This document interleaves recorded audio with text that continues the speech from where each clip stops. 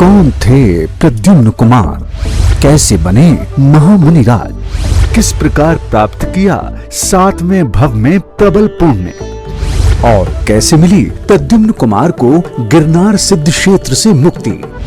जानिए आचार्य श्री सोमकीर्ति जी द्वारा रचित आत्मा की अनंत शक्ति का वर्णन करने वाले प्रद्युम्न चरित्र ग्रंथ का मर्म श्री गौरव 8 वर्षीय जी के साथ। देखिए प्रतिदिन शाम 4:20 पर सिर्फ जिनवाणी चैनल पर।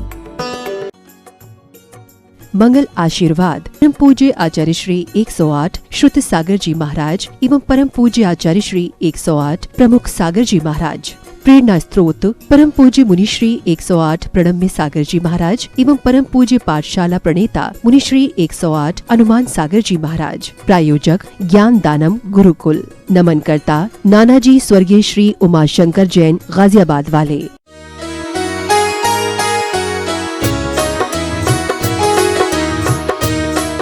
अनंत सिद्ध परमेष्टि भगवानों की सभी को जय जिनेन्द्र, जय दो जड़ंदो। हम सभी का प्रद्युम्न कुमार चरित्र का स्वाध्याय चल रहा है। बड़ा ही अच्छा वर्णन चल रहा है। तृतीय सर्ग यानी कि तीसरा अध्याय तक हम पहुंच चुके हैं। हम लोग भगवान महावीर के समूह शरण में बैठे हैं। कहाँ बैठे हैं? भगवान महावीर के समूह। उन्हीं की वाणी से ये सारी बातें निकली हैं जो हम तक यहाँ पर पहुंची। राजा श्री कृष्ण थे, वे कहाँ रहते थे, उनकी कितनी रानियां थी, कहाँ उनका जन्म हुआ था, किसके भाई थे, ये सारी घटना अब तक आपने सुनी। सत्यभामा उनकी पटरानी थी। सत्यभामा के द्वारा जाने अनजाने में नारद मुनि का तिरस्कार हो गया। उसके बाद उसको सजा देने के लिए उसने जो हमारा तिरस्कार किया है उसका बदला लेना चाहिए। उससे पहले उनके मन में कैलाश पर्वत पर बैठ के आपने पिछली कक्षा में सुना कि किस प्रकार से विचार आए कि मैं इसका सत्यभामा का अपहरण कर लूं या मैं कुछ ऐसा मायाचारी दिखाऊं कि जिसके द्वारा सत्यभामा किसी दूसरे पर पुरुष पर आकर्षित हो जाए। परंतु बाद में जो उन्होंने विचार किया, सौतन ला करके दे देते हैं कि श्री कृष्ण जी का दूसरा विवाह करा देते हैं बजाय सत्यभामा को किसी पर पुरुष पे आकर्षित करने के। तो उस खोज में नारद मुनि ढाई द्वीप में निकल पड़ते हैं। ना पहले भी वर्णन किया है कि नारद मुनि क्योंकि मनुष्य पर्याय के ही जीव थे तो ढाई द्वीप के बाहर तो वे जा नहीं सकते थे। उनका बस चलता तो स्वर्ग से देवियां ही ले आते, है ना। परंतु देवियों से भी श्रेष्ठ होती है मनुष्य योनि, क्योंकि मनुष्य योनि में इच्छा ली जा सकती है, व्रत लिए जा सकते हैं, संयम का पालन किया जा सकता है और अपने भव भवांतर के जो चक्र हैं, कष्ट हैं, उनको नष्ट किया जा सकता है। तो इसलिए मनुष्य ही ढूंढ के लानी थी। अब वो निकल पड़े। सबसे पहले कहाँ पहुंचे? विद्याधरों की नगरी में। विद्याधरों के बारे में आपको बताया था कि किस प्रकार से उनके पास रिद्धियाँ सिद्धियाँ इत्यादि होती हैं। तो उनको लगा कि विद्याधर की कोई पुत्री स्त्री होगी तो अति सौंदर्यवान होगी, अनुपम होगी, गुणवती होगी, तो उसके प्रति श्री कृष्ण जी का विवाह, एक और विवाह कराने योग्य कहीं वधू मिल जाएगी। परंतु उनको विद्याधरों की नगरी में कहीं नहीं मिली। उसके बाद वो घूमते रहे। उनके मन मस्तिष्क में ये बात घर कर गई थी कि उन्हें सत्यभामा को तिरस्कार का मजा चखाना है, उससे हमें अपना बदला लेना है। कल आपको बताया था कि नारद मुनि की कुछ अच्छी बातें भी हैं, कुछ बुरी बातें भी हैं। तो इस तरह की बुरी बातें अपने को नहीं सीखनी है कि किसी से हमें किसी भी प्रकार से बदला लेना है, कोई रिवेंज लेना नहीं चाहिए। वो भी आएगा ना धीरे धीरे कि जो नहीं लेते हैं उनका, जो भूल जाते हैं किसने हमारे साथ क्या अच्छा किया क्या बुरा किया, उसको भूल जाते हैं, तो वो जीव सत्पुरुष कहलाते हैं, है ना, वो कल्याण होता है उनका। परंतु नारद मुनि तो स्वाभिमानी थे, इसलिए वो गए भाई। अब अंत में जाकर के कहाँ पहुँचते हैं, कुंडनपुर नाम की एक नगरी में उनका आगमन होता है, जहाँ पर उनको एक बहुत सुंदर पुरुष दिखाई देता है राजमहल में। उस पुरुष का नाम भी जैसे रूप्य कुमार था, बहुत ही सुंदर था, तो नाम भी क्या था, रूप्य कुमार, ऐसा ही नाम था। किसका महल था, राजा भीष्म का, है ना। राजा भीष्म के महल में पहुंचे थे, तो उनसे पूछा किसका पुत्र है, उन्होंने कहा हमारा ही पुत्र है। तो माता से पूछा, पिता से पूछा कि भाई आपकी कोई पुत्री भी है, तो पता चला एक पुत्र है और एक पुत्री है। तो उनका बहुत खुश हुए कि जब लड़का इतना सुंदर है तो इसकी बहन भी बहुत सुंदर होगी, है ना। और इतना बढ़िया राजा भीष्म का राज्य है तो गुणवान भी होनी चाहिए। तभी तो कुल पूछते हैं ना कि भाई जिस कुल परंपरा से कोई भी बालक बालिका रह रहे हैं बचपन से, तो संभव है कि परिवार के संस्कार आए होंगे, कि जैसे दादा हैं, परदादा हैं, पिता हैं, माता हैं, परिवार के अन्य सज्जन हैं, उनके संस्कार रहे होंगे, उन्हीं के साथ वो जीव रहा होगा। परंतु वर्तमान में थोड़ी सी दिक्कत आ गई है कि रहते तो घर में हैं, परंतु सीखते मोबाइल पर हैं बच्चे लोग, है ना। या बाहर कहीं पढ़ने के लिए भेज दिया तो स्कूल में सीख रहे हैं, कॉलेज में सीख रहे हैं, बाहर के लोगों से ज़्यादा सीखते हैं। समय परिवार के साथ कम बिताते हैं तो उनके संस्कार कम आते हैं, और अन्य जीवों के जो बाहरी जीव हैं उनके संस्कार आ जाते हैं। फिर भी एक प्रचलन है, कभी भी किसी का विवाह इत्यादि कराया जाता है तो बायोडेटा बनाया जाता है ना, उसका परिचय पत्र बनाया जाता है, जिसमें परिवार के लोग क्या करते हैं, है ना। परिवार में भी मामा के परिवार के भी, पिता के परिवार के भी, सबके लोगों में क्या क्या धार्मिक संस्कार हैं, कितने पढ़े लिखे हैं, क्या काम करते हैं, है ना। परंतु अभी क्या बायोडाटा में खाली काम धंधा वगैरह ये लिखा जाता है, कितना कमाते हैं क्या है, जबकि क्या होना चाहिए वास्तव में कि धर्म के संस्कार कितने हैं, है ना।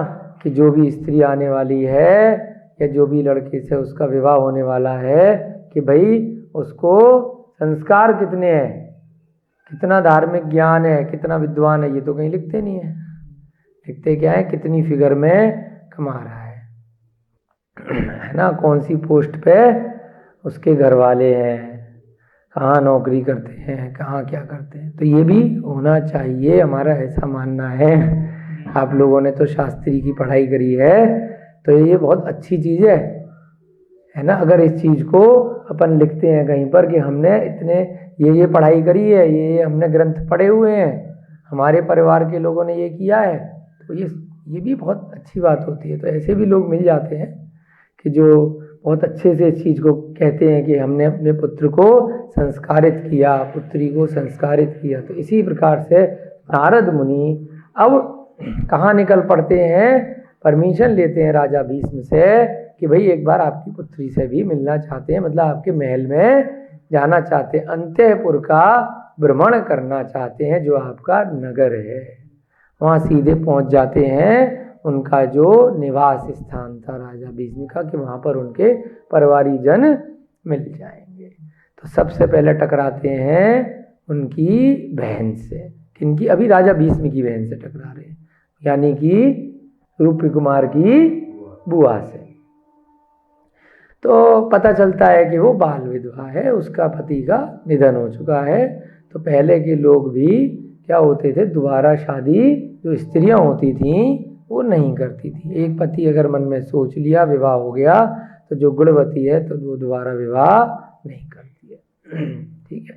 तो अब जो है उससे पूछा, उससे वार्तालाप हुआ, तो वहीं पर एक सुंदर युवती भी दिखाई दी। पहले तो बुआ ने राजा की और जो रानियां थी उनको बुलाया, उनसे आशीर्वाद दिलवाया। ज्ञानी थी वो, तो वो पहचान गई कि नारद मुनि है।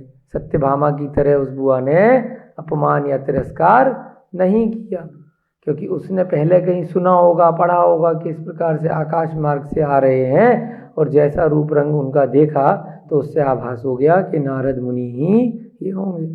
तो उनको नमस्कार किया, अन्य रानियों से नमस्कार कराया। तभी एक युवती आई, तो नारद मुनि को शक तो हो ही गया था कि होनी तो वही चाहिए, फिर भी कंफर्म कर लेते हैं कि ये कौन है। तो पता चला कि राजा भीष्म की ही पुत्री है। नाम पता किया तो नाम क्या निकला? पुत्र का नाम था रूप्य कुमार और पुत्री का नाम रुक्मणी, है ना। तो अब तो उनका दिमाग एकदम खिल गया कि भाई प्रसन्न चित्त हो गए कि बहुत अपार सौंदर्यवान है ये तो सत्यभामा की, हमें टक्कर की कोई स्त्री अब तो मिल गई। अब उसके बाद रुक्मणी ने भी उनका आदर सम्मान किया, बुआ के कहने पर चरण स्पर्श इत्यादि करे, आशीर्वाद लिया। उसके बाद सीधे डायरेक्ट नारद मुनि ने तुरंत क्या कहा, रुक्मणी से सीधे बोल दिया कि क्या तू श्री कृष्ण नारायण की वधू बनेगी, उनसे शादी करेगी, या तेरा विवाह होगा। इस प्रकार से भविष्यवाणी उन्होंने कर दी कि तेरा तो विवाह उनसे होगा। अब जो है उसने कहा कि भाई ये क्या चक्कर है, हमारा तो विवाह पहले ही तय हो गया है। किसके साथ? शिशुपाल के साथ में। उनकी बुआ उन्हें समझा रही हैं। जैसे ये वाली बात रुक्मणी ने सुनी और हमारा विवाह तो कहीं और तय हो गया है, तो बुआ ने समझाया कि हो सकता है ये सत्य कह रहे हैं, क्योंकि एक बार पहले भी काफ़ी वर्ष पहले जब तुम छोटी थी तो हमारे घर में एक मुनि महाराज का आहार हुआ था। तब भी तुम्हारे पिता ने उनसे पूछा था कि मेरी आपको अगर ज्ञान हो तो बताइए मेरी पुत्री का विवाह कहाँ होगा। तो उन्होंने भी अपने ज्ञान से बताया था कि इस धरा पर एक नारायण हैं, यदुकुल के सूर्य हैं, उनसे तुम्हारा पुत्री का विवाह होगा। और उसके बाद इतना बता करके वो वन की तरफ चले गए थे। तो अब उन्हें इतने साल बाद ये बात ध्यान आई, है ना, कि भाई पहले भी ऐसा हो चुका है और अभी दोबारा इन्होंने ऐसा कहा है, तो पक्का ये चीज संभव है। भले ही तुम्हारा विवाह किसी के साथ तय हो गया है, किसी को बोल दिया गया है। फिर भी रुक्मणी ने जिज्ञासा की। अभी भी रुक्मणी कन्फर्म नहीं थी कि ऐसा कैसे हो सकता है कि किसी को हाँ कर दी जाती है, वचन दे दिया जाता है तो अपनी बात लोग रखते हैं, इतनी जल्दी अपनी बात से पलटते नहीं, है ना। रुक्मणी ने फिर अपनी बुआ से पूछा कि हे बुआ, जब ऐसी होनहार है तब राजा शिशुपाल को क्यों वचन दिया गया? जब मेरे पिता को पता था कि उन मुनि ने बहुत साल पहले ऐसे ऐसे कहा है कि नारायण यदुवंश के जो सूर्य हैं उनसे मेरा विवाह होगा, तो उन्होंने फिर शिशुपाल को क्यों वचन दे दिया? होनहार यानी जब ऐसा होना ही है। होनहार के भी दो अर्थ होते हैं, एक तो होता है ये बहुत ही होनहार शूरवीर है ना, बहुत पराक्रमी है। एक होता है कि होनहार कि ऐसा होना ही है ना, ऐसा अवश्यम भावी है। तब पिता ने वचन क्यों दिया? उनको ध्यान नहीं रहा, भूल कैसे गए? तब बुआ ने उत्तर दिया कि हे बेटी, तुम दुखी मत हो, तेरे माता पिता ने यह वचन नहीं दिया है। अब ये क्लियर कर दिया, है ना। भाई पिता के वचन की ज्यादा वैल्यू है, माता पिता ने वचन नहीं दिया तो चिंता मत कर। उनकी पगड़ी होता है ना कि भाई पगड़ी की बात आ गई, उनका सर नीचे नहीं होगा। अब फिर किसने वचन दिया? कौन बोले भाई मैं तो मिली नहीं शिशुपाल से, मेरी शादी हो रही है, मुझे माता पिता ने भी हानि करी। फिर कौन आ गया तीसरा? तो बुआ बताती है कि तेरे भ्राता जो रूप्य कुमार हैं, किसी कार्यवश शिशुपाल के यहाँ गया था, कोई काम था तो वहाँ गया हुआ था। उसके आतिथ्य से संतुष्ट होकर उसने तेरे विवाह की स्वीकृति दी है। अब भाई है, भाई की बात की इतनी वैल्यू थोड़ी है। भाई को कोई काम था, शिशुपाल के यहाँ गए थे, उन्होंने बहुत उसका अतिथि संस्कार किया, तो बात चली तो उन्होंने तुम्हारे विवाह की कि भाई मैं अपनी बहन के लिए वर ढूंढ रहा हूँ, तो आपसे अच्छा वर नहीं मिलेगा। और भाई को ये बात पता नहीं थी कि मुनि महाराज ने ऐसे ऐसे बचपन में कभी एक अपने ज्ञान में कहा है कि तुम्हारा विवाह तो नारायण से होगा। तो भाई ने बात तय करी थी खाली। बहुत बार होता है कि भाई को अच्छा रिश्ता मिल गया बहन के लिए तो हाँ करे आया, उसके बाद अपने घर पे जाके बाद में बताया। तो बाद में उन्होंने कहा चलो भाई, अब वो भी भूल गए और अब कौन से नारायण मिल गए थे, कहाँ ढूंढने जाएंगे, उन्हें पता भी नहीं था। तो भाई ठीक है, आप हाँ करे आए हो तो अच्छी बात है। वर देखा, समझा, अच्छा कुलवाल में है, वो भी राजा है, वीर है, ठीक है भाई, हाँ कर दी थी। लेकिन वचन किसने दिया था या स्वीकृति किसने दी थी? रूप्यपाल ने, रूप्य कुमार ने। अब क्या हुआ? कथा कहाँ पर चल रही है, कौन सुना रहा है कथा? मूल रूप से समूह शरण में सुनाई जा रही है।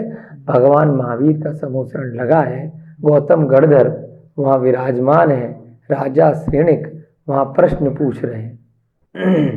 मूवी चलती है तो बीच बीच में दिखाया जाता है कि कहाँ का संवाद चल रहा था, भले ही बैकग्राउंड में मूवी चलती रहे, है ना। शुरुआत में और बीच बीच में वो बात याद रखनी चाहिए कौन पूछ रहा है और कहाँ चल रहा है ना। घूम के वहीं आ जाते हैं बीच बीच में, है ना। स्टोरी ऐसी चलती है ना कई बार पिक्चरों में भी, उपन्यास इसी प्रकार से लिखे जाते हैं। अब जो है दोबारा से राजा श्रेणिक को संदेह हुआ। राजा श्रेणिक कहाँ से आ गए भाई? कथा तो वहीं चल रही है, वो तो भूतकाल की बात समूह शरण में बताई जा रही है। बहुत सारे देव बैठे हैं, देवियां बैठी हैं, आर्यका माता जी बैठी हैं, मुनि महाराज बैठे हैं, गणधर बैठे हैं, त्रियंच गति के जीव बैठे हैं, पशु पक्षी मनुष्य बैठे हैं। तो मनुष्यों की श्रेणी में राजा श्रेणिक बैठे हैं, अन्य भी बहुत सारे मनुष्य बैठे हैं।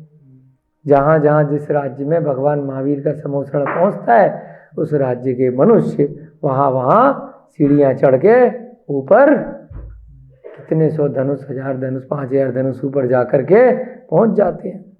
त्रियंच भी ऐसी चढ़ जाते हैं, देव इत्यादि तो उड़ के आ जाते हैं कहीं ना कहीं से, है ना। उनके लिए सीढ़ियाँ लगाई जाती है मनुष्य त्रियंचों आदि के लिए। अब वहाँ पर राजा श्रेणिक, जैसे बहुत लोगों का होता है ना कि भाई बात रोक करके पूछते हैं कि बात तक इंतजार नहीं किया जाता।